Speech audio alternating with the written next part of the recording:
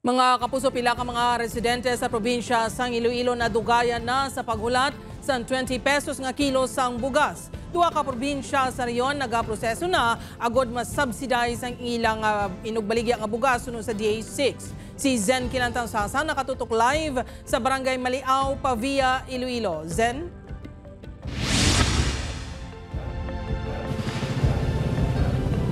Dirt nagalalain ng mga residente bangod wala sa gihapon magtupa ang 20 pesos per kilo nga bugas diri sa Iloilo. Giniisol naman ang rollout sa Hulyo. Dismayado na ang pila ka mga residente sa probinsya sang Iloilo bangod wala sa gihapon mapatuman ang P20 Rice Program ukon ang pagbaligya sang 20 pesos nga kilo sang bugas. Ang ibang nga pumuluyo nagadali na nga magtupa ang ginpromisa sang gobyerno agud mabuhina ng ila palasanon. Paabot lang tani kung may ara kung wala ti alang tabi maano kay wala. Gani wala gani kadugay na gani way magani gapay implementar gyapon sina nga muna nga sistema nga maka-appeal sang tag 20 pesos nga ano wala nga bugas.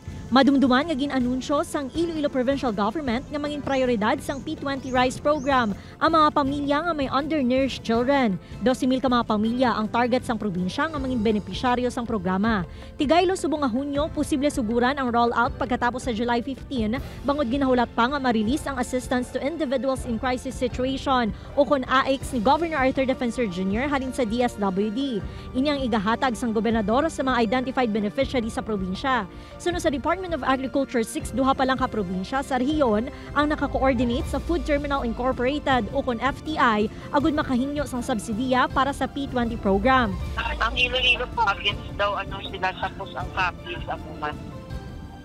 Daw na-roll out na gid sila pero mag-sige pa kami wait sang guidelines halin sa central office.